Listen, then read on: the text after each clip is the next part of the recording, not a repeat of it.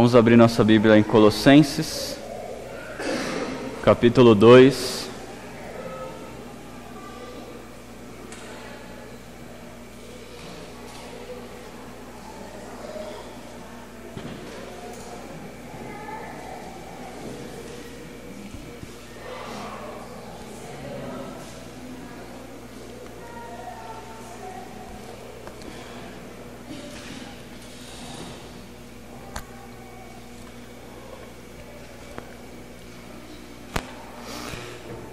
Temos estudado, então, parte por parte do livro de Colossenses e conhecido um pouco do contexto daquela igreja, uma igreja que estava sendo ameaçada por algumas doutrinas, alguns movimentos que tinham propostas com relação à vida com Deus, que acabavam desvalorizando a pessoa de Jesus, desvalorizando o Evangelho.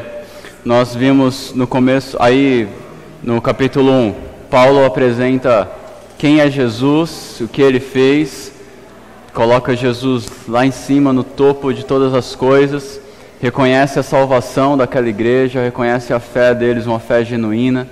No capítulo 2 ele começa a refutar cada um desses 4 movimentos que nós temos estudado mais a fundo aqui ao longo do capítulo 2.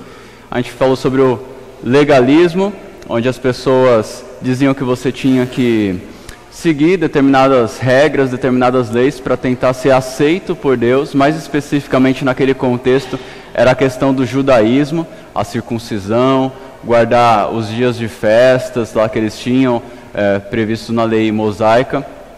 Paulo disse que tudo isso era sombra daquilo que estava por vir. Quando Cristo veio, ele cumpriu todas as coisas, e assim a gente, tendo a realidade, não precisa mais se apegar ao símbolo, à sombra.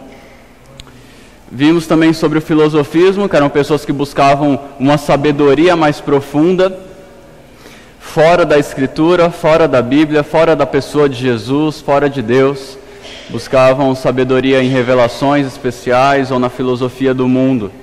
E Paulo diz que nada disso é necessário, porque em Cristo existe toda a plenitude de Deus, toda a completude dele, toda a sabedoria divina está em Jesus, está na palavra de Deus, está no seu ensinamento. Então quem tem o Evangelho tem toda a sabedoria que precisa ter. Na semana passada nós falamos sobre o misticismo. O que era o misticismo? Alguém pode lembrar para a gente alguma coisa do que lembra da semana passada? Qual que era o perigo do misticismo? Qual que era a proposta? O que você lembra sobre o misticismo? Qualquer coisa.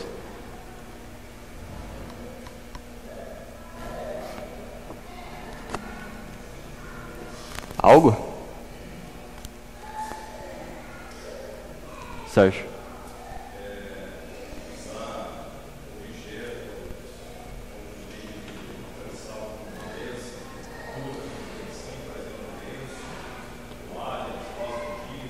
Exato.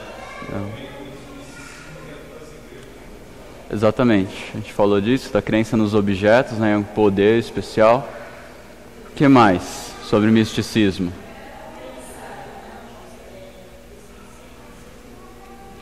Não entendi. A crença em? Certo. Não só a crença, né? A crença tudo bem, mas o culto aos anjos, né? Que era no caso ali o contexto, né? Que Paulo fala do culto aos anjos no versículo aqui.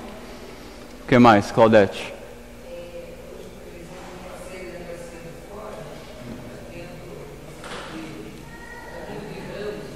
Uhum.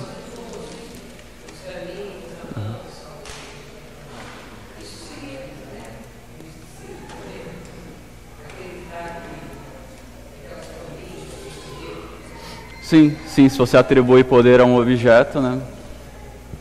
Exato. O que mais? Qual que era o problema, o grande problema do misticismo? De que forma ele atrapalha a nossa fé?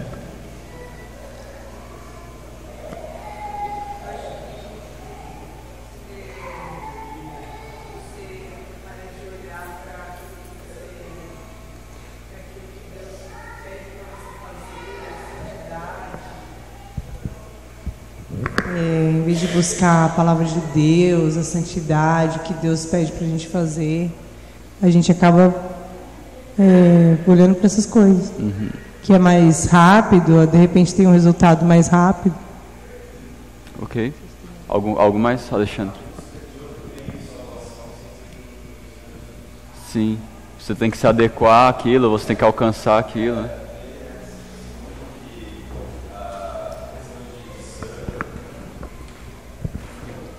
Vê-se muito a questão de imagens, santos, assim, acaba prestando cultos a imagens e esquecem Senhor Jesus, que no caso é o mais importante, Salvador.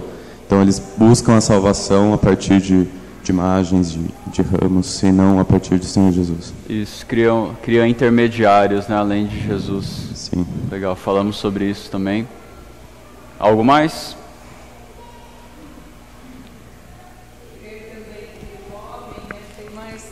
Que Deus, né? Que tem muita gente que fala, a oração do pastor, a oração de fulano, fulano veio aí pregar, né? Achar que é mais poderoso do que Deus, né? Exatamente. A gente viu que o misticismo também, como era naquela época e assim como acontece hoje, escraviza os crentes, né? Porque você tem que atingir aquele padrão espiritual. E se você não atinge aquilo, você não pode ter acesso a Deus, você não é uma pessoa tão espiritual, você é uma pessoa à parte. E os crentes ficam intimidados com isso, né? Às vezes crentes sinceros, porque querem realmente desenvolver uma comunhão verdadeira com Deus. E se sentem tristes, frustrados, né? Porque não tiveram aquela visão, não tiveram aquela revelação, que era o que estava acontecendo aqui nos dias de Paulo. Aqui no caso o pessoal falando do culto aos anjos, baseado em visões, e como aquilo, Paulo disse, né, que ninguém vos impeça, que ninguém seja um árbitro na vida de vocês, impedindo vocês da comunhão com Deus. Ok, sim. Só pega o microfone, estava por aqui o microfone?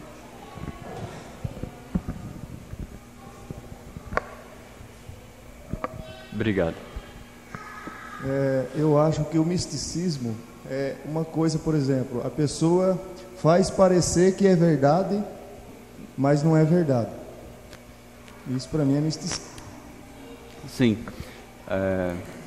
Outra coisa que a gente falou também, que eles aparentam, existe uma aparência de humildade, mas no fundo é um coração orgulhoso, né, que se acha melhor que os outros, um orgulho espiritual. E é tudo baseado na aparência. Ok.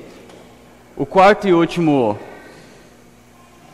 movimento que vai ser refutado aqui por Paulo é o movimento asceta, o movimento do asceticismo ou ascetismo, como queira. Então a gente vai ver um pouquinho dele hoje, sobre o que é o asceticismo, como que ele acontecia lá nos dias de Paulo, como que acontece nos nossos dias e como a gente lida com ele biblicamente.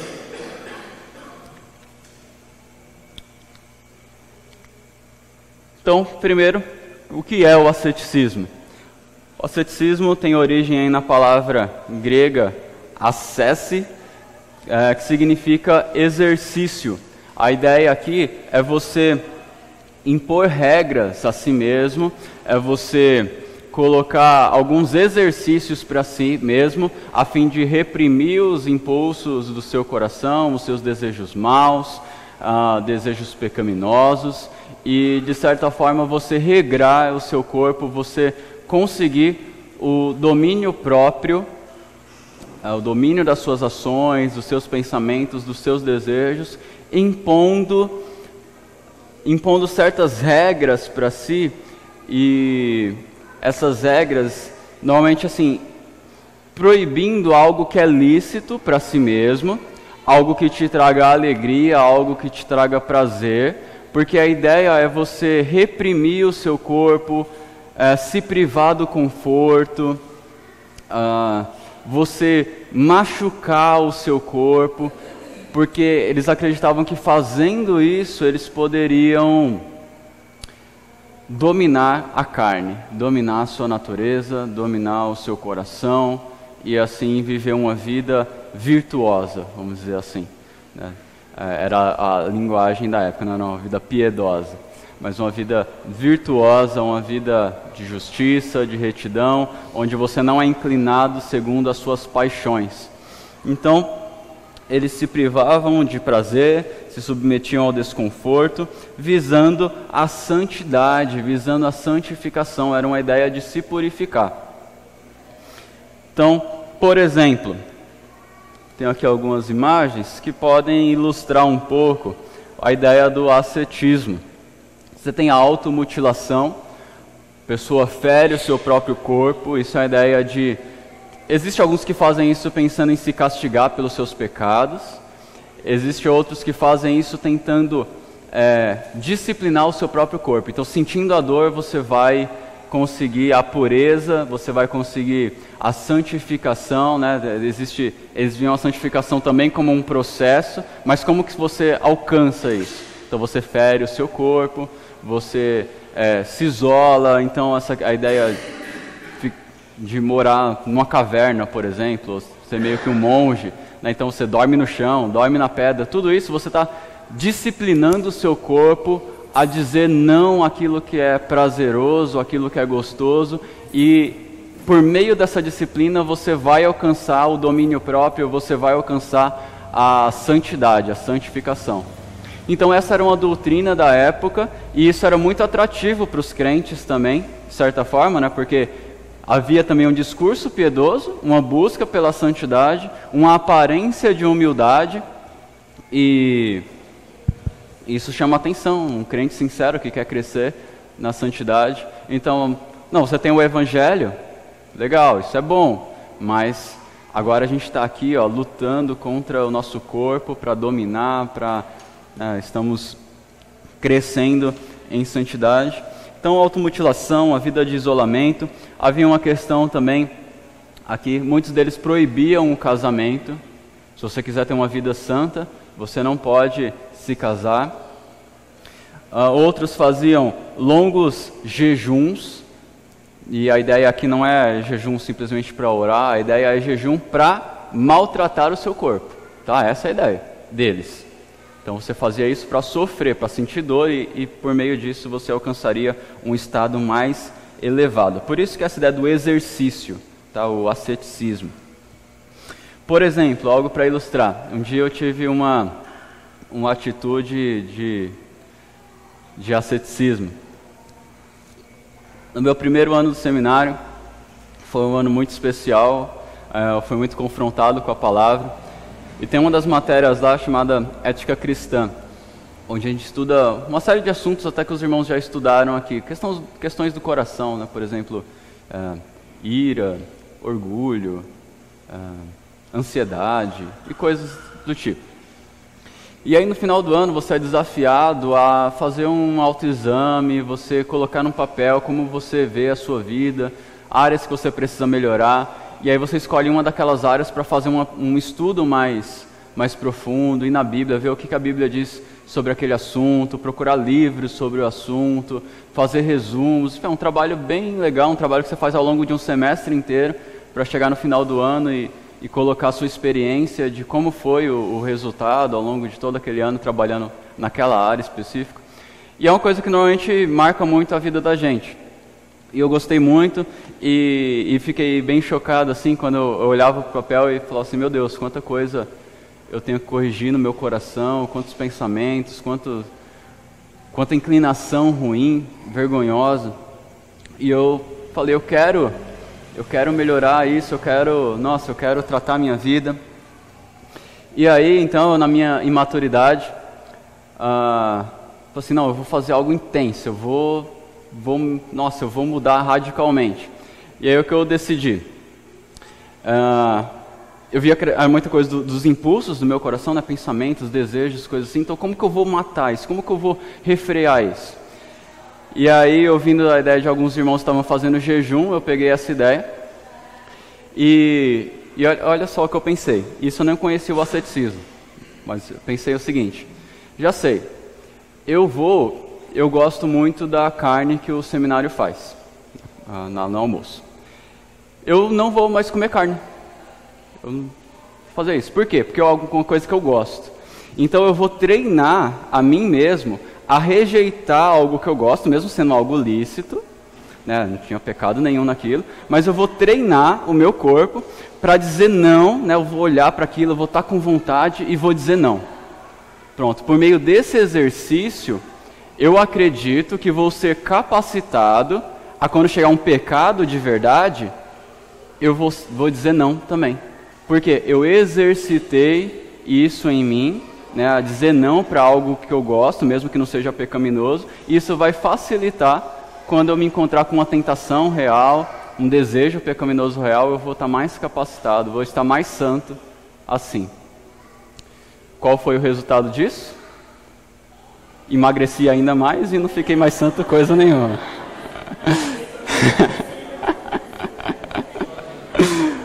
Olha a ideia, né? Mas vamos olhar, por que isso não dá certo? Por que esse tipo de estratégia, embora até pareça interessante, filosoficamente falando, por que ela é limitada? Vamos ler o nosso texto aí de hoje? Colossenses, capítulo 2, versículo 20 a 23. Versículo 20 diz assim: Se morrestes com Cristo para os rudimentos do mundo, porque, como se vivesseis no mundo, vos sujeitais às ordenanças, não manuseis isto, não proves aquilo, não toques aquilo outro, segundo os preceitos e doutrinas dos homens? Porque todas estas coisas, com uso, se destroem. Tais coisas, com efeito, têm aparência de sabedoria, como culto de si mesmo, e de falsa humildade, e de rigor ascético. Todavia, não tem valor algum contra a sensualidade. Então vamos lá, vamos destacar algumas coisas aqui. Algumas características do asceticismo.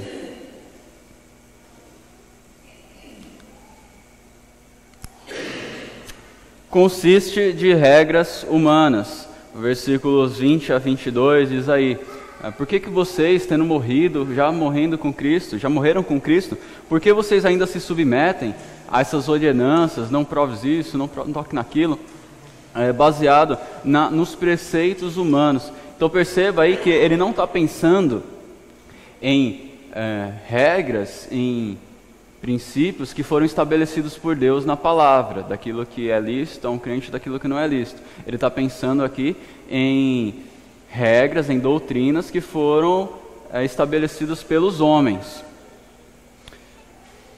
Não toque, não prove, a ideia do não manuseie, provavelmente estava relacionado também, ou não experimente, estava relacionado também pelo contexto. A gente sabe que questão do casamento também, Paulo fala isso em outro texto, por exemplo em 1 Timóteo 4,3, falando desses hereges, de alguns hereges, fala assim: e proíbem o casamento e o consumo de alimentos que Deus criou para serem recebidos com ação de graças pelos que creem e conhecem a verdade. Então esse movimento era comum lá, ameaçava a igreja, tanto proibindo as pessoas de provar determinados alimentos, algo que era totalmente ilícito, e também o casamento por causa do prazer que ele proporciona. Então a ideia é reprimir o corpo, tá? Reprimir todo tipo de prazer. Então o asceticismo era baseado em regras humanas, não na palavra de Deus. Uma segunda característica, ele tem aparência de sabedoria, aparência de devoção, de humildade e de domínio próprio. Como diz aí no versículo 23, tais coisas, com efeito, têm aparência de sabedoria, como culto de si mesmo, de falsa humildade, de rigor ascético ou domínio próprio, tá? É a mesma coisa, que essa questão de exercitar o corpo. Todavia, não tem valor algum contra a sensualidade. Era tudo aparência. E aí, uma vez que esse movimento era tão interessante, que alguns crentes ficavam admirados, né, por causa dessa aparência de humildade, de devoção e querendo buscar uma verdadeira santidade, Paulo vai lutar contra esse movimento e vai dar 3 razões para se rejeitar o asceticismo.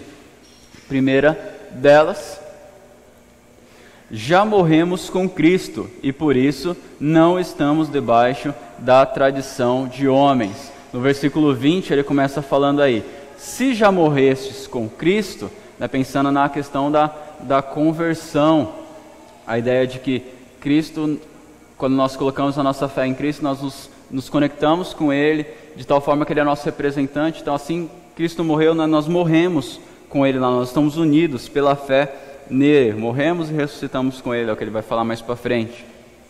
E esse se morresse com Cristo, não deve ser visto como uma condicional, mas sim como uma conclusão, no fato assim, já que vocês morreram com Cristo, ele tá partindo do pressuposto que isso já aconteceu, tá?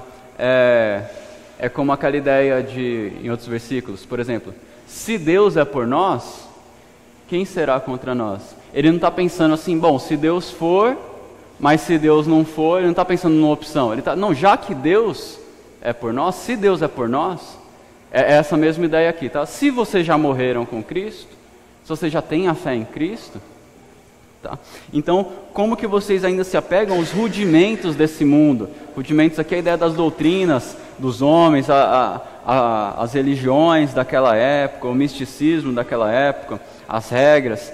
Por que se sujeitam a essas regras do mundo, essas regras de homens, sendo que vocês já morreram para o mundo, já morreram para essas regras dos homens, agora vocês estão ligados a Cristo.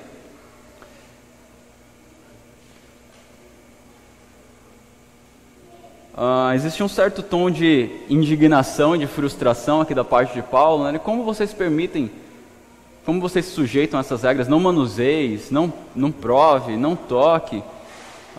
Como que vocês estão sendo atraídos para um estilo de vida que vocês já abandonaram, vocês já morreram para isso. Agora vocês têm uma nova vida em Jesus. Então esse é o primeiro motivo de por que se deve rejeitar o ascetismo. Segunda, se abstém de coisas que perecem pelo uso.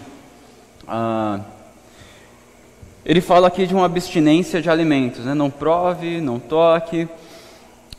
Jesus ensinou que o que contamina o homem não é aquilo que entra pela sua boca, né? Ele fala que, porque o alimento que acontece, você come, ele passa pelo processo digestivo e depois ele é eliminado do corpo. Então não é algo que tem valor eterno, é algo que pelo próprio uso você elimina, algo que pelo próprio uso se perde. Então Paulo está falando que vocês estão se apegando a coisas do tipo não coma, não toque, não beba, mas coisas que pelo próprio consumo, pelo próprio usar, são coisas que se perdem, não tem valor eterno. E é isso que vocês estão se apegando, a algo que não produz uma santificação real, porque não é isso que traz contaminação para o homem. Em terceiro lugar, se deve rejeitar, porque o asceticismo essas regras apenas aparentam virtude, mas não valem de nada, exceto para a satisfação pessoal, para o proveito aí da carne. Então ele fala, aparentam sabedoria, né? Existe uma filosofia, uma argumentação por trás, uma lógica do tipo, domine o seu corpo, fira o seu corpo, isso vai te capacitar a resistir às paixões da carne. Então aparenta sabedoria, aparenta, algumas bíblias dizem devoção voluntária, o culto de si mesmo, que é a ideia de é um culto criado por si mesmo, um culto criado pelos homens, um culto que surge na imaginação humana. E aparenta também humildade, né? Você olha para esses sacrifícios, o cara abre mão das suas roupas confortáveis, abre mão da sua cama, vai se isolar, vai dormir na pedra. Então, é quanto sacrifício, quanta humildade, quanto despreendimento. Isso existe de algumas formas hoje, como pessoas que abrem mão de coisas lícitas e às vezes querem impor esse tipo de regra pessoal para os demais como uma demonstração de santidade. A gente vai falar um pouquinho mais disso, que é o grande perigo do asceticismo e acaba se tornando um certo legalismo, né? Então, pessoas que abrem mão de coisas lícitas, como por exemplo, eu não assisto TV, eu não jogo futebol, ou eu não vou à praia, ou eu não faço tal coisa, ou eu não faço tal coisa, e se abstém de um monte de coisas, e entende que, pelo simples fato de se abster, ele está se tornando mais santo. Como que a gente lida com isso? A gente vai falar um pouquinho sobre isso. Todos esses sacrifícios, abrir mão dessas coisas, tem uma aparência grande de humildade, uma aparência de devoção. Mas, o que elas podem de fato produzir no coração do homem? Essa é a questão. Agora, elas são sem valor? Não são? A gente pode pensar nisso. Uma das coisas, lembrando daquele texto onde Jesus fala que o que contamina o homem não é o que entra pela sua boca, que até foi pregado recentemente, Jesus está refutando ali a tradição de os homens, as regras que eles colocavam para si, e Jesus fala, não, essas tradições elas têm pouco valor, porque o que contamina o homem não é o que entra pela sua boca, mas o que sai da sua boca, porque o que sai da sua boca vem do coração. Então Jesus está mostrando aí que para uma verdadeira santidade, a gente precisa de uma transformação, primeiramente interior, primeiramente no nosso coração. É daí que parte os maus desejos, os maus pensamentos, toda inveja e maledicência, tudo isso vem do coração. Então, para crescer numa vida de santidade, a gente precisa encontrar algo ou alguém que seja capaz de nos mudar internamente. Quem é que pode fazer isso? Exato. Então, você impor essas regras, né, as tradições, elas têm um determinado valor, mas elas são incapazes de mudar o coração. É por isso que ele fala que tudo isso tem aparência de humildade e tudo, mas são ineficientes, ineficazes para vencer a sensualidade que existe no nosso coração.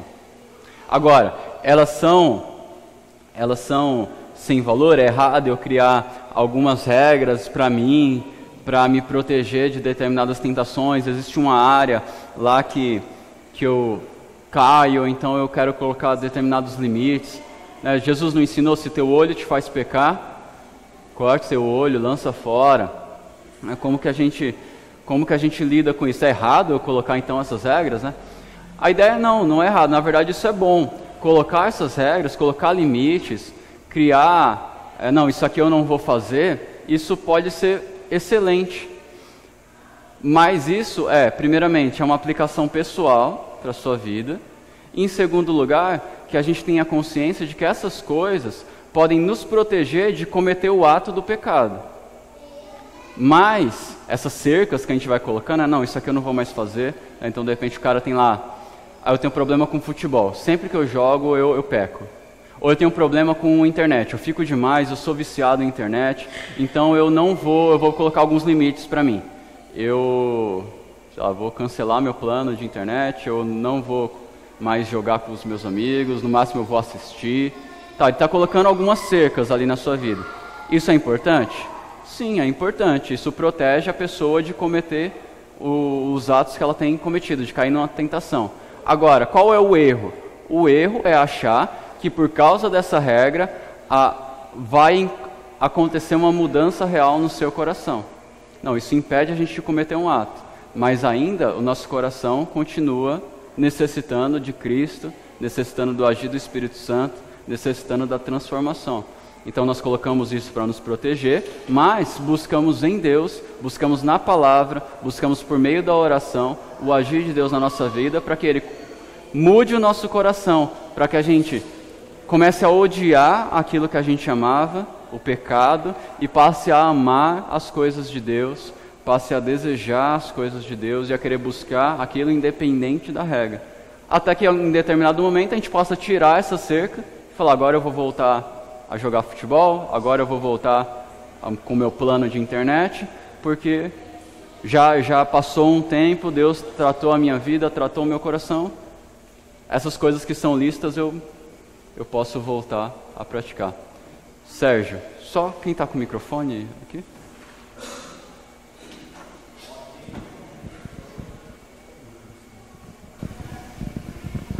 Pastor Yuri, isso que você estava falando são aplicações que cada um tem que lidar consigo mesmo, né? Uhum. Mas muitas igrejas a gente vê que tem feito dessas aplicações regra para todo mundo, Uhum. né? Proibido assistir TV, ver internet, né? Então tem muito disso também, né? Por exemplo, o uso de roupas para tentar trazer uma aparência de santidade, né? Coisas do tipo assim, né? Exatamente. Então, assim, a ideia não é desprezar essas cercas, não é desprezar também algumas regras, aí existem coisas que são importantes, mas elas são ineficazes para tratar de verdade o interior do nosso coração. Quem trata isso é o Espírito Santo, é Deus. Então que a gente tenha equilíbrio para lidar com isso, né? A gente coloca, né, cada um examina a si mesmo, vê o que precisa ser feito para a sua vida, mas não coloca a sua experiência, a sua santificação, a sua esperança de santificação nessas obras. Porque até a nossa santificação, não só a nossa salvação é por meio da fé, como a nossa santificação também é por meio da fé. Se a gente coloca essas regras achando que com isso está sendo mais santo, a gente está buscando uma santificação por obras. Isso é legalismo também. Isso é legalismo também.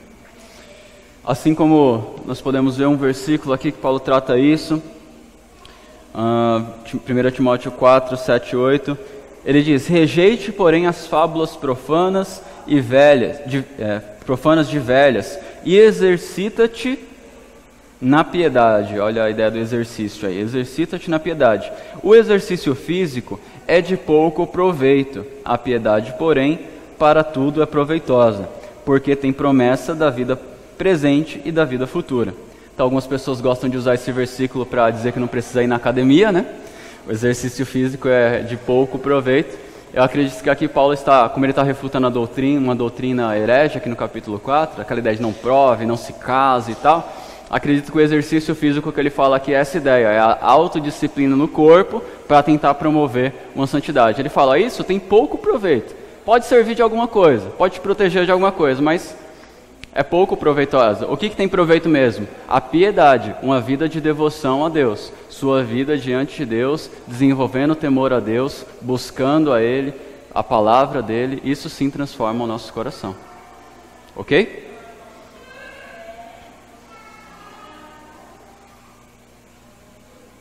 Por exemplo, pensando aqui na questão de discipulado, que é o tema do nosso ano, algo que todos estão engajados aí, no discipulado com os adolescentes, com os jovens. A gente precisa colocar algumas regras, precisa colocar alguns limites, alguns padrões, porque senão fica louco, né, a coisa. E às vezes até tentando pegar o princípio, nem sempre o princípio é compreendido. Então a gente precisa colocar padrões, cercas, né, para que a coisa ande bem ali em grupo.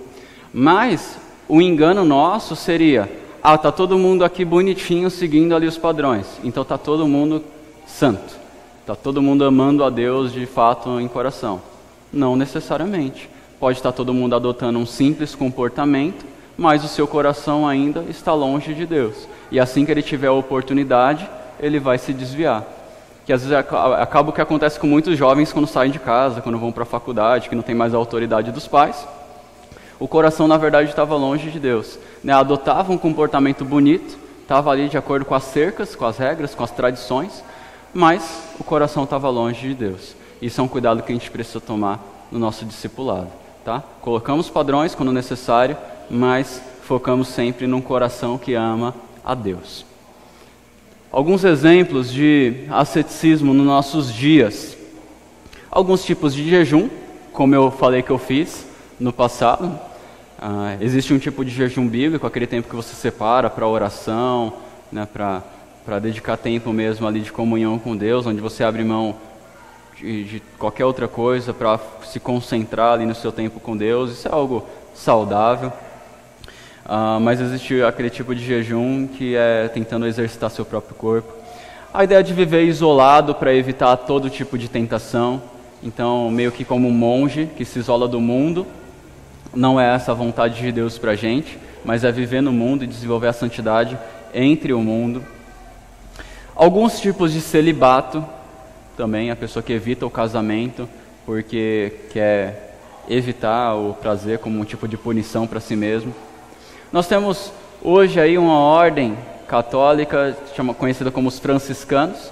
São pessoas que vendem tudo que têm, todos os seus bens, eles usam uma roupa igual, todos usam a mesma roupa, aquela toga marrom e bem simples. Eles não possuem bem nenhum, no máximo o que eles possuem é um colchão e sua Bíblia.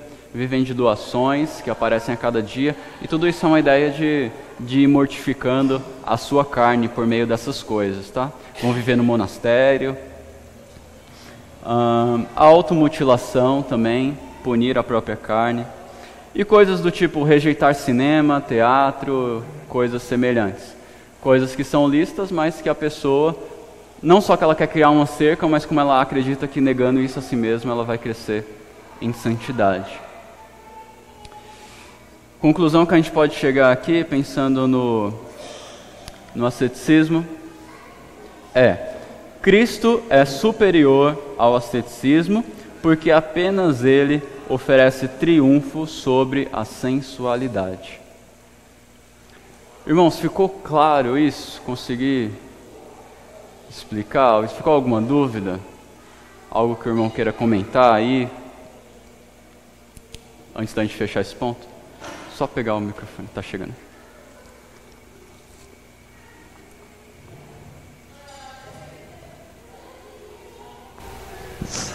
Só que eu lembrei de um versículo também de Gálatas, que é assim: será que vocês são tão insensatos que, tendo começado pelo Espírito, querem agora se aperfeiçoar pelo esforço próprio?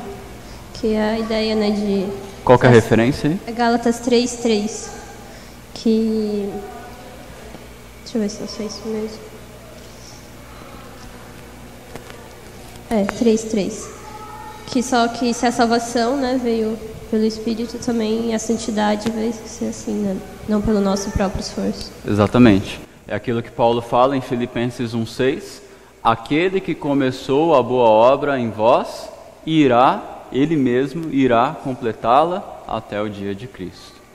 Ok? A obra do Espírito Santo, por isso que a gente ora, por isso que a gente não simplesmente tenta lutar na força do nosso braço. Nós tomamos uma decisão de mudança, mas nós sempre caminhamos em direção a essa mudança orando, falando: Senhor, me ajuda a mudar meu coração, me ajuda a mudar esse pensamento, me ajuda a crescer em santidade.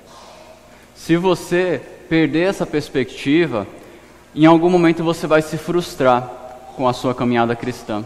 Por quê? Você vai examinar a si mesmo, vai ser sincero consigo e vai reconhecer que há coisas na sua vida que precisam ser mudadas. Aí você vai tentar mudar isso pelo seu próprio esforço. E aí o que vai acontecer? Direto, quando você achar que está melhorando, vai acontecer situações que vão expor o seu coração. E aí você fala: mas de novo? Mas, nossa, eu não mudo, mas o que acontece? E aí você vai se entristecer e vai acabar desistindo em algum momento e vai se entregar ao seu pecado. Essa é a nossa natureza mesmo. Nós somos totalmente corrompidos pelo pecado. É isso que nós somos. E se a gente consegue produzir algo de bom, algo de santidade, algo de justo, é pelo poder de Deus na nossa vida. Por isso, dependência dele sempre. A santificação também é pela fé. Diante disso, eu queria só resumir algumas aplicações aqui para a gente. Primeira: proteja-se contra o pecado, criando cercas que julgar necessário. Porém, lembre-se de que o único capaz de mudar o coração é Cristo, por meio do Evangelho. Segundo, as aplicações pessoais são pessoais. Não queira fazer delas o padrão de vida cristã para todos. Você pode até sugerir como um conselho. Isso seria muito bom. Você fala assim: irmão, você está lutando com isso? Eu também luto. E o que eu tenho feito na minha vida, que tem me ajudado muito a crescer nessa área, é tomar essa postura. Tem sido uma bênção para mim, tem me protegido. Enquanto eu medito na palavra, enquanto eu oro sobre isso. Aí a pessoa pode ouvir e falar: nossa, realmente eu não tinha pensado nisso, vou fazer também. Agora cuidado, de repente seu problema é com a internet, e aí você decide que só vai acessar a internet no final de semana. E aí você vê seus irmãos na internet no meio da semana, você fala: nossa, bando de pecadores, olha lá, todo mundo postando coisas durante a semana. Tá, a aplicação pessoal é a aplicação pessoal. Cuidado com isso, tá? E em terceiro lugar, não permita que ninguém lhe julgue, aí a ideia de julgar é condenar, tá? Pelo que você come, bebe ou manuseia, se a Bíblia não lhe condena por isso. Não queremos tornar pesado o jugo que é leve. Então não se sinta coagido, né, por pessoas que têm determinadas tradições e querem impor isso, dizer que você tem que se privar de certas coisas, sendo que a Bíblia não condena aquilo. Tentaram fazer isso com Jesus, né, fazendo, você não lava as mãos, você não segue a tradição. E Jesus falou assim, mas o que isso muda o coração de alguém? Jesus não deu bola para essa tradição, e porque não era bíblico. Isso, na verdade, desviava as pessoas da verdadeira fé. Esse é o grande problema. Intimida os crentes e ainda desvia eles do verdadeiro foco. As pessoas começam a buscar outras coisas. Esse é o grande perigo. No capítulo 2, então, o que a gente viu?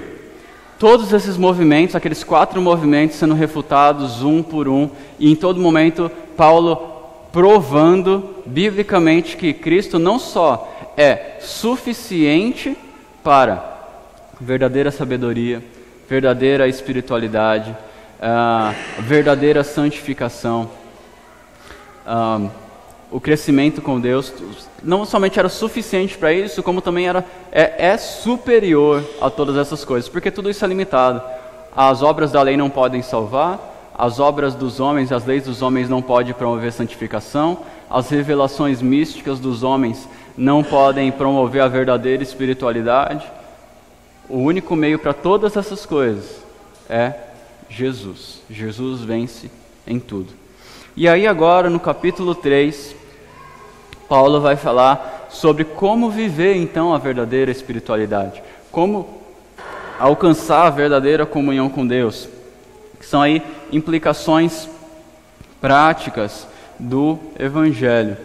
Nessa parte nós não vamos ter projeção, então aqueles que estão anotando, fiquem mais atentos aí, porque expressar que eu volte alguma coisa, porque não deu para fazer aqui as anotações projetadas. A gente poderia colocar o título, a princípio eu tinha colocado como implicações práticas do Evangelho, mas a gente poderia também chamá-lo de o caminho da verdadeira espiritualidade, ou o caminho da verdadeira sabedoria, o caminho da verdadeira santidade, onde Paulo vai mostrar de uma forma prática o que é viver uma vida centrada no Evangelho. Alguém que tem somente o Evangelho como fundamento, como base da sua fé, como que essa pessoa vive? É isso que ele vai falar agora no capítulo 3 que a gente vai ler.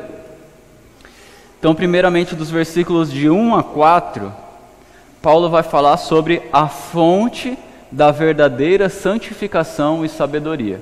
A fonte da verdadeira santificação e sabedoria. Diz assim: portanto, se fostes ressuscitados juntamente com Cristo, buscai as coisas lá do alto, onde Cristo vive, assentado à direita de Deus. Pensai nas coisas lá do alto, não nas que são aqui da terra, porque morrestes, e a vossa vida está oculta juntamente com Cristo em Deus. Quando Cristo, que é a nossa vida, se manifestar, então vós também sereis manifestados com Ele em glória. Então aqui ele começa com portanto, ele está concluindo aquilo sobre o que ele disse antes. Então antes ele está falando sobre as regras humanas que não transformam ninguém. Então ele começa, portanto, já que essas regras não transformam ninguém, se fostes ressuscitados juntamente com Cristo, então a mesma ideia aqui, a ideia, já que vocês foram ressuscitados com Cristo, morreram com Cristo e já foram ressuscitados com Ele, vocês já têm uma nova vida com Jesus, já são novas criaturas, embora a gente ainda aguarde uma vida futura, uma vida plena, né, livre totalmente do pecado, mas já que isso já começou na nossa vida, o que a gente faz? Buscai as coisas do alto, pensai nas coisas do alto e não nas coisas aqui da terra. Então existe um contraste aqui entre as coisas do alto e as coisas da terra, que é um contraste entre os ensinos de Jesus, os ensinos do Evangelho e os ensinos do homem. Então ele diz que a sua mente não esteja na doutrina dos homens, que a sua mente esteja na palavra de Deus, esteja nas coisas de Deus, porque nós já morremos para as coisas desse mundo. A nossa vida agora está com Deus. E Ele é a fonte de toda sabedoria, de toda verdade e que nos conduz a Deus. A nossa mente deve estar então naquilo que é espiritual e não humano, não carnal. E quando isso acontece, a nossa vida passa a ser direcionada pelos princípios de Deus. Se a gente esquece disso, esquece das coisas do alto, deixa de pensar na palavra de Deus, deixa de meditar na palavra de Deus, deixa de meditar no Evangelho, nós vamos nos esvaziando do Evangelho e a tendência é se encher com as coisas do mundo, e se enchendo com as coisas do mundo, a nossa prática vai tender para as coisas do mundo e para a tradição dos homens e para as inclinações do nosso coração. Então ele fala, enche a sua mente com as coisas do alto, daquele que está sentado à direita de Deus, ou à destra do Pai. A ideia aqui, se alguém que está sentado à destra, é alguém que possui autoridade. Então ele tem a autoridade, lembrando que o objetivo de Paulo é conduzir os crentes à total devoção a Cristo, à total devoção a Deus. Então vamos buscar nele, é ele que é a autoridade, que está centrado à destra do Pai. Vamos buscar nele as respostas e a instrução. Buscai as coisas do alto, pensai nas coisas do alto. Por quê? Porque morrestes e a vossa vida está oculta juntamente com Cristo. Aqui a ideia de oculta é guardada, né? Algumas Bíblias trazem a tradução aí, a sua vida está guardada com Cristo. Então a vida que nós tanto desejamos, uma vida plena de santidade, uma vida de alegria ao lado de Deus, está lá com Ele. E aí o versículo 4 diz que um dia, quando Ele se manifestar, nós todos verão essa vida.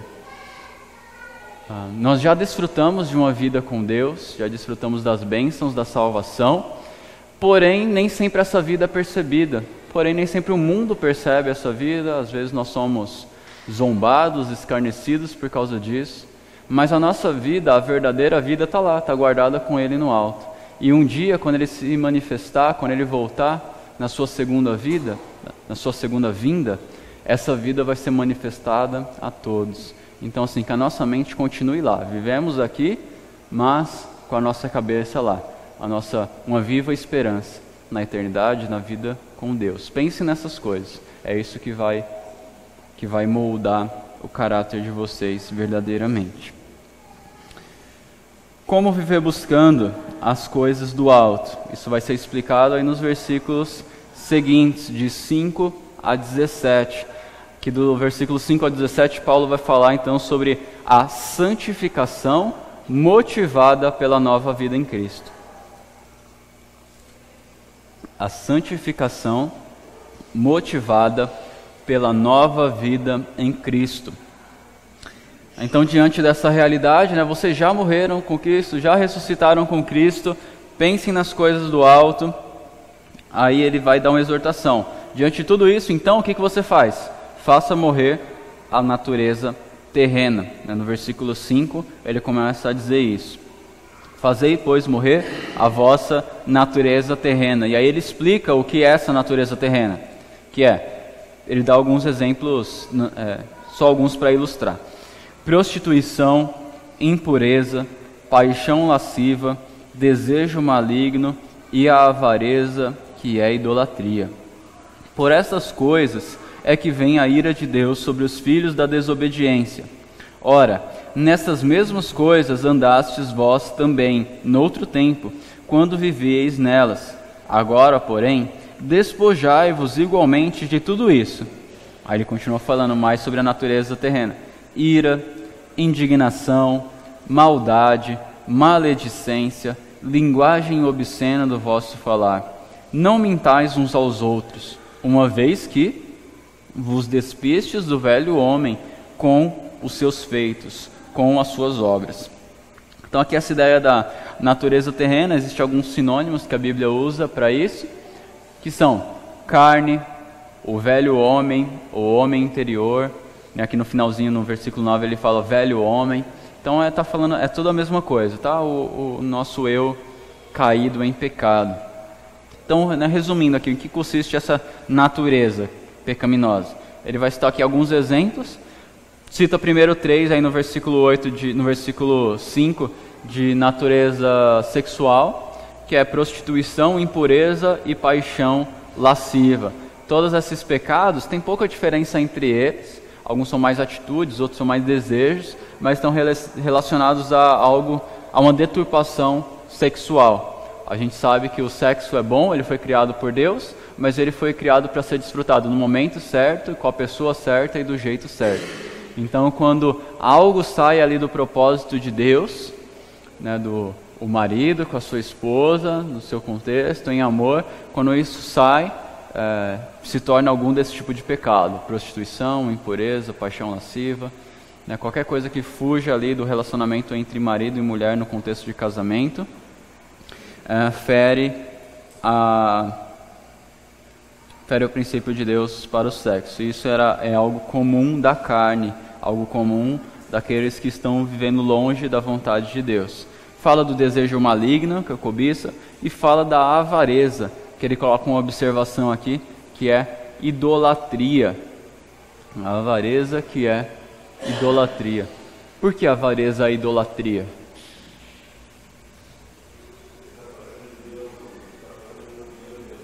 Exatamente.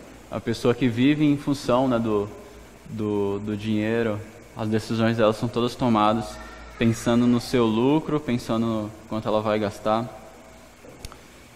Ok, isso é algo natural da carne, né? Então cabe a gente avaliar isso aí na nossa vida também.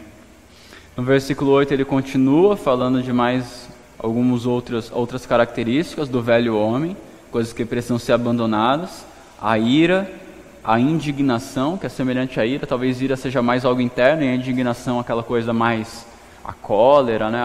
Aquele extravasar, a maldade, a maledicência, falar mal, linguagem obscena, linguagem torpe, que não necessariamente são palavrões, mas qualquer coisa que seja chula, qualquer coisa que seja desrespeitosa. Isso é algo que a gente precisa ter cuidado. Não é somente com palavrões propriamente ditos que a gente vai cortar, mas qualquer coisa que seja vergonhoso, isso não deveria fazer parte do nosso vocabulário, ainda que não seja socialmente considerado como um palavrão. Agora a gente vive numa novidade de vida, a gente tem uma nova vida em Cristo. Então, tudo isso que Paulo está falando, ele está falando assim: agora que vocês já morreram com Cristo, agora que vocês já ressuscitaram, abandonem essas coisas. Por quê? Porque essas coisas são naturais de quem não conhece Jesus. Agora que vocês já têm uma nova vida, vivam de um novo jeito, viva de um modo coerente com essa nova vida que vocês já receberam. Nós somos chamados a viver uma vida coerente. Por isso que a gente quer demonstrar na nossa vida o Evangelho, a pessoa de Jesus. Então, ele diz, para tudo isso, no versículo 5, no início do versículo 5, façam morrer. A ideia de fazer morrer aqui a gente sabe que não é aniquilar totalmente, porque aniquilar totalmente a nossa natureza pecaminosa, isso vai ser só quando a gente receber o corpo glorificado.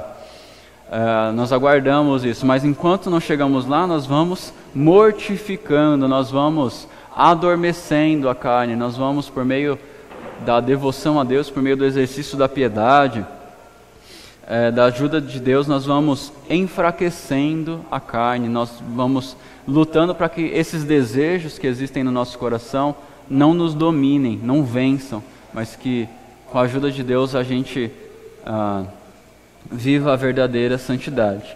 E isso é uma luta constante, tá? Não espere que a partir de hoje eu nunca mais vou sentir ira. Isso não vai acontecer.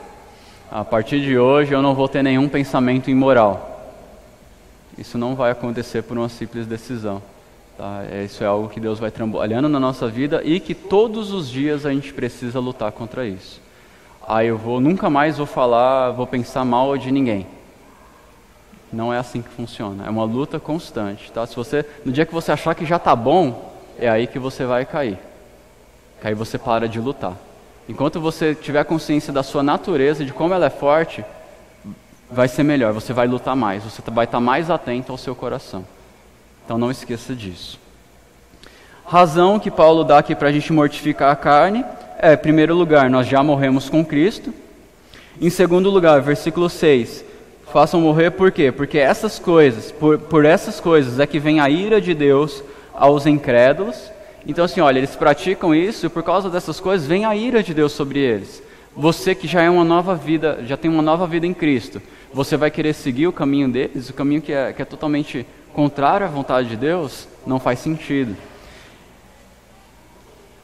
E aí no versículo 7, ele vai falar: ora, nessas mesmas coisas andastes vós também noutro tempo, quando vivieis nelas. Então, um outro motivo para abandonar essas práticas é porque isso é uma característica de quando a gente não conhecia a Deus ainda. Então, agora que a gente conhece, a gente vive uma nova vida. Então, 3 razões aí. Já morremos com Cristo, a ira de Deus vem por causa dessas práticas, e essas coisas são típicas da velha vida e não da nova. Então perceba aqui que todos esses argumentos servem para mostrar a incoerência de se viver no pecado. Em nenhum momento aqui ele está falando que o crente não pode cair nesses pecados. Não é essa a ideia. O que ele está dizendo é que quando um crente segue essas práticas aqui que ele listou, ele está vivendo uma vida incoerente com quem ele é em Cristo. Ele já tem uma nova vida e não está usando ela, não está vivendo ela. Então, por que abandonar todas essas coisas? Porque nós queremos que por meio da nossa vida, a vida que nós recebemos de Cristo seja manifesta. Eu quero viver uma vida coerente, uma vida que demonstre que eu sou diferente agora. Esse é o propósito, tá? Aí como fazer morrer, né? O que devemos fazer? Mais para frente ele vai falar sobre isso. A gente ainda vai ver isso. Então, olha só, repara que Paulo diz que os crentes já foram despidos, já tiraram essa velha roupa, que são as velhas práticas, né? Ele usa essa ilustração de uma troca de roupa. Vocês já se despojaram, já tiraram essa roupa com as velhas práticas em Cristo, e também já ressuscitaram nele, vocês já se revestiram do novo homem, da nova vida. Ele fala isso no versículo 10 e 11, olha só. E vos revestistes, está no passado aqui, ó, já aconteceu. Vocês já se revestiram do novo homem, que se refaz para o pleno conhecimento, segundo a imagem daquele que o criou, no qual não pode haver grego, nem judeu, nem circuncisão, nem incircuncisão, bárbaro, cita, escravo, livre. Porém, Cristo é tudo em todos. Ele fala aqui então um pouco do processo de santificação, onde nós, quando cremos em Cristo, nos unimos a Ele, nos despojamos do velho homem, nos revestimos de Cristo, e agora nós vamos sendo renovados, moldados segundo a imagem de Cristo. Nós vamos nos tornando mais parecidos com Jesus. Só uma curiosidade aqui dessa ilustração que ele usa sobre uma troca de roupa, né, de se despir do velho homem, se revestir. Nós já estudamos um pouco esse processo em outros momentos. Era comum lá nos primeiros séculos da igreja, na hora do batismo, para ilustrar esse processo, era comum que os crentes, antes de entrar na água, como a água representa essa ideia da identificação com Cristo, né, a fé, era comum que eles tirassem a sua roupa, aí eles entravam na água, eram batizados, e quando saíam eles colocavam roupas brancas, né, togas brancas, assim. Por que essa toga branca? Por que uma roupa branca? Porque estava representando isso, ó, agora eu vou viver uma nova vida. Eu abandonei as velhas roupas e agora eu coloquei uma roupa nova, uma roupa limpa, uma roupa pura. Era um costume deles lá para tentar representar essa ideia de que quando agora que nós estamos em Cristo, nós vamos procurar viver uma nova vida, uma vida de santidade. No versículo 11 ele fala, em Cristo não pode haver nem grego, nem judeu, nem circuncisão, nem incircuncisão. Por que ele fala essas coisas? Por causa daqueles movimentos que falavam, para você ter acesso a Deus, você tem que ser circuncidado. Você tem que ser de tal nação, você tem que fazer tal coisa. Ele fala, não, pela fé em Cristo, todo mundo é igual. A espiritualidade, a verdadeira comunhão com Deus, a verdadeira sabedoria, a verdadeira santidade, tudo isso é alcançado pela fé em Cristo, de forma que não existe distinção. Se o cara é um escravo, se o cara é um o chefe, é o patrão, se ele é judeu, se ele é gentil, que seja um bárbaro, que seja um cita era um bárbaro dos mais rebeldes que tinha lá na época, até ele, se crê em Cristo, ele é irmão em Cristo é tudo em todos, e está todo mundo igual, é todo mundo família de Deus, não existe esse tipo de distinção por obras. O nível espiritual assim. E aí, para concluir aqui o nosso bloco, indo do versículo 12 até o 17, é interessante aqui que Paulo vai falar, ele no versículo 10, ele falou assim, ó, vocês já se revestiram de Cristo. Não foi isso que ele falou? Vocês já se revestiram, já morreram com Cristo, já se revestiram. Aí no versículo 12 ele dá uma ordem, tem um imperativo aí. Qual que é o imperativo? Revistam-se. Então assim, já que vocês já se revestiram de Cristo, o que vocês vão fazer agora? Revistam-se. Pois, como eleitos de Deus, santos e amados, de ternos afetos de misericórdia, de bondade. Então aqui ele começa a descrever a nova vida, né? Ele falou que não é, agora ele fala o que é. De ternos afetos de misericórdia, de bondade, de humildade, de mansidão, de paciência. Suportai-vos uns aos outros, perdoai-vos mutuamente, caso alguém tenha motivo de queixa contra outro. Assim como o Senhor vos perdoou, assim também perdoai vós. Acima de tudo isto, porém, esteja o amor, que é o vínculo da perfeição. Seja a paz de Cristo o árbitro em vosso coração. Lembrando que ele falou que o árbitro nosso não deveria ser o misticismo, né, aquelas pessoas que queriam impor seus conceitos. Então ele fala assim, o que vai ser aqui, o que vai nos guiar? A paz de Cristo, o Evangelho de Cristo, o Evangelho que nos traz a paz com Deus. Que isso seja aquilo que guie a sua vida, a qual também foste chamados em um só corpo, e sede agradecidos.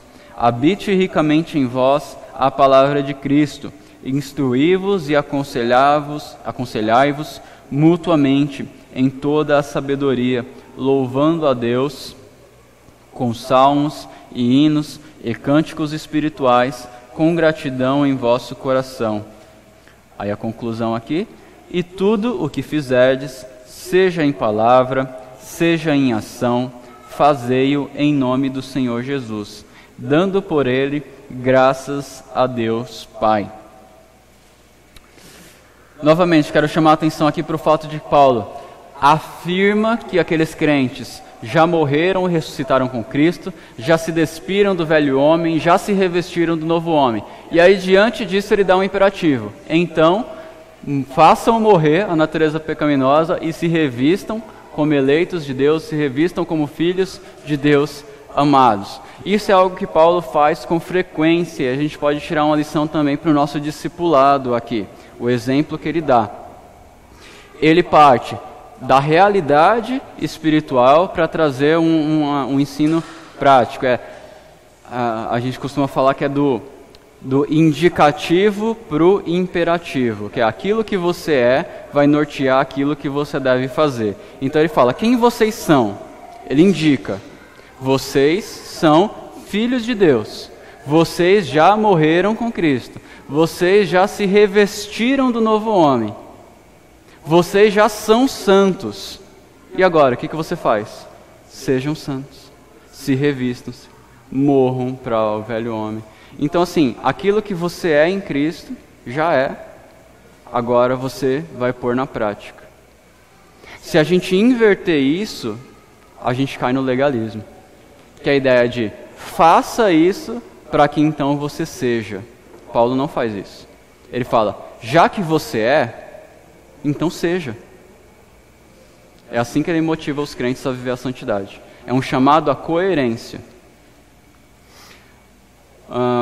Normalmente, os apóstolos questionavam a santidade de alguém ou a conversão de alguém quando via que alguém estava obstinadamente lidando no pecado. Obstinadamente no pecado, ouvindo a palavra de Deus e sendo resistente à palavra. Então, eles falam, bom, se vocês não estão andando assim, então não sei se vocês conheceram a Cristo. Mas, isso é para um caso extremo. via de regra, o que ele faz? Pessoal, vocês não creram no Evangelho? Vocês não entregaram a vida para Jesus? Como que agora vocês vão se voltar para essas práticas que são totalmente incoerentes? Já que vocês são salvos, viva a salvação. Já que vocês são santos, sejam santos. É sempre um chamado à coerência. Isso faz muita diferença no discipulado. Isso faz muita diferença quando a gente está aconselhando alguém. Cara, você não é crente? Você não é um filho de Deus? Isso que você está fazendo é digno de um filho de Deus? É coerente? Isso não é o jeito de andar de um incrédulo? Cara, seja santo como você já é santo. Você já é santo em Cristo. Viva essa santidade.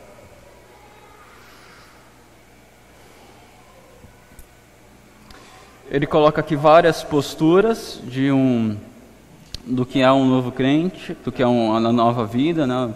Bondade, humildade, mansidão, paciência. A gente não vai olhar cada uma delas.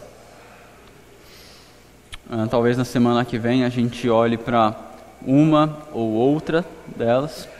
Queria destacar aqui a ideia do transbordar na palavra, quando ele diz no versículo 16: habite ricamente em vós a palavra de Cristo.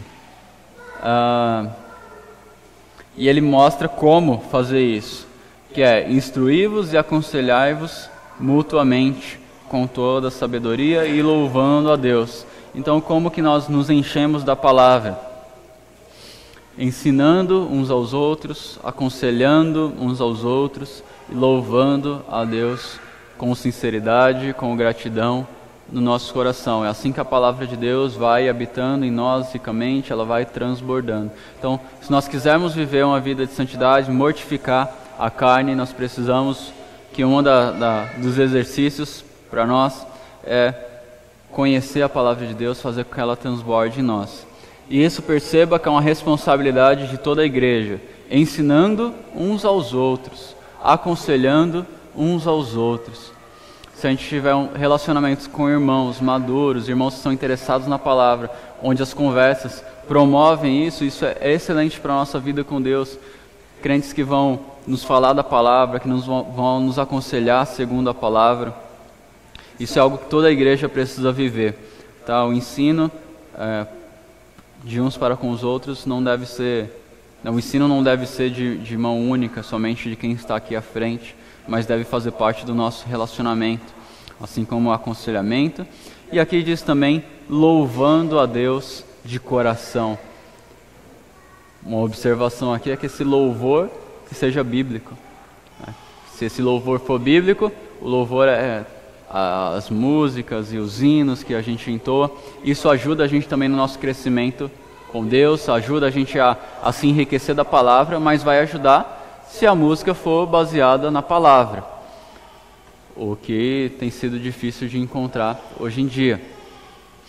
A música tem um poder muito grande de nos ensinar. A gente memoriza muito fácil uma música, mais fácil do que memoriza um versículo da Bíblia. Se a gente for recitar aqui, cada irmão for recitando versículos que sabe decorado, a gente vai passar aqui um pouco tempo e daqui a pouco vai acabar e ninguém vai mais lembrar de versículo. Mas se a gente for começar a lembrar de músicas, mesmo sem letra, sem colocar nenhuma letra, a gente pode ir relembrando músicas aqui, passar o dia todo cantando e cantando, que vai embora. Então, assim, a música também tem um papel didático, a música também, os louvores, os hinos que a gente canta pode contribuir para que a palavra de Deus habite ricamente em nós, desde que sejam músicas bíblicas. Então, um cuidado aí pra gente com relação ao que a gente ouve. Não ouça algo só porque o ritmo é legal. Preste atenção no que aquilo está trazendo de conteúdo para você, porque aquilo vai grudar na sua mente. Então, que seja algo edificante. Por último, versículo 17 é um versículo que resume todo o propósito de por que a gente tem que viver assim. E tudo o que fizerdes, seja em palavra, seja em ação, fazei-o em nome do Senhor Jesus, dando por ele graças a Deus Pai. Fazer em nome de Jesus.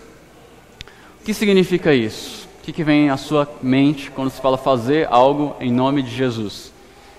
seria algo do tipo: eu vou à igreja hoje em nome de Jesus. Seria falar sempre que você vai fazer algo em nome de Jesus. O que é fazer em nome de Jesus? O que vem à sua mente aí? Como? Orar? Não, não é bem essa a ênfase.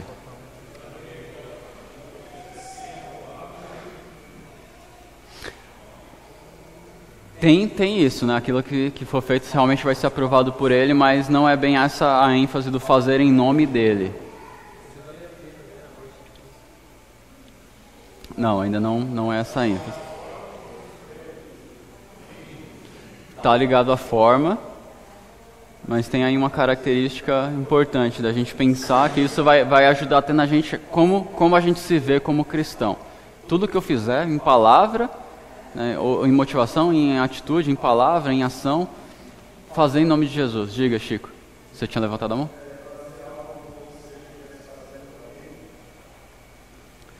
Tem a ideia de fazer para Ele, está bem próximo disso. Sim, agradar a Deus, fazer para Ele, mas tem uma outra ideia que eu queria instigar os irmãos aí. Adriana e depois ele.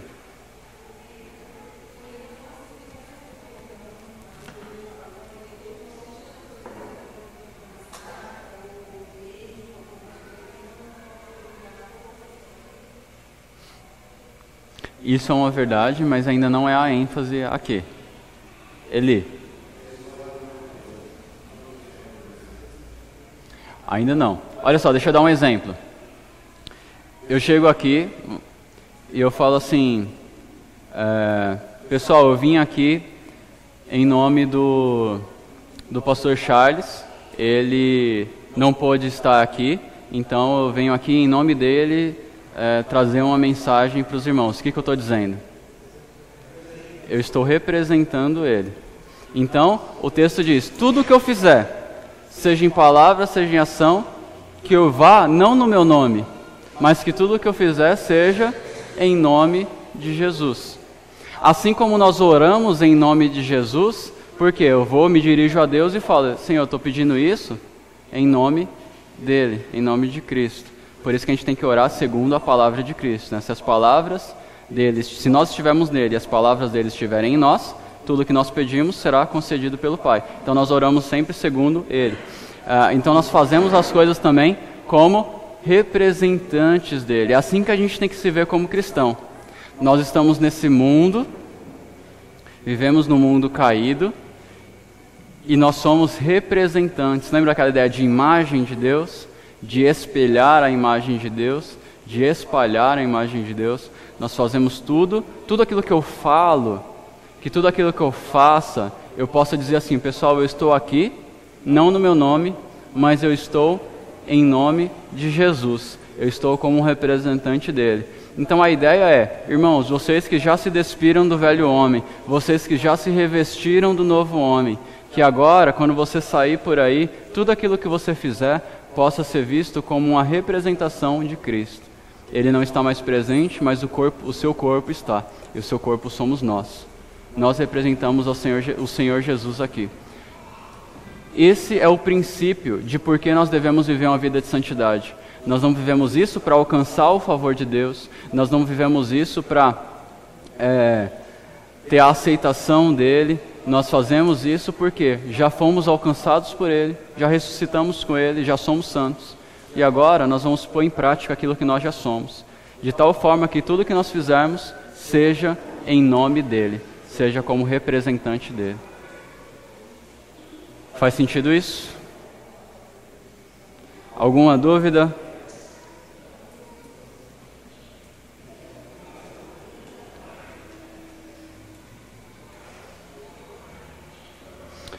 Uma última observação diante disso, perceba que tudo isso aqui é uma conclusão do que ele começou a falar no versículo 1 do capítulo 3, quando ele diz: portanto, pensai nas coisas do alto. Algumas pessoas falam que se nós pensarmos nas coisas do alto, se nós ficarmos com a cabeça na nossa vida que está guardada em Cristo, nós vamos ser pessoas alienadas, vamos ser pessoas que não têm comunhão uns com os outros, que não se importam com a vida dos outros, porque a gente está com a cabeça nas coisas do alto. Paulo mostra aqui que, pelo contrário, quando a gente vive com a mente nas coisas do alto, nós amamos uns aos outros, perdoamos uns aos outros, somos amáveis uns com os outros, porque nós pensamos no Evangelho, nos enchemos do Evangelho, a palavra de Deus habita em nós ricamente, e isso deve transbordar na nossa vida, nos nossos relacionamentos, de forma que tudo que a gente faz é em nome de Jesus. Pensar nas coisas do alto não nos torna alienados, nos torna cristãos melhores, mas com a vida coerente àquilo que nós já somos. Amém? Se você está anotando aí, você pode anotar o seguinte, para concluir esse bloco do versículo 1 até o 17. A nova vida em Cristo deve nos motivar a refletir o Evangelho em cada palavra e ação. A nova vida em Cristo deve nos motivar a refletir o Evangelho em cada palavra e ação. Essa é a lição aí final do versículo 17, concluindo esse penúltimo bloco da carta. E domingo que vem, se Deus quiser, a gente vê o último bloco. Diga. A refletir o Evangelho em cada palavra e ação.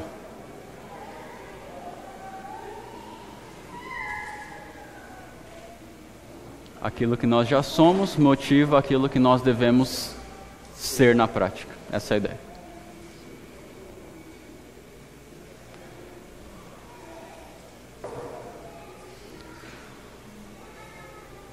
Vamos orar?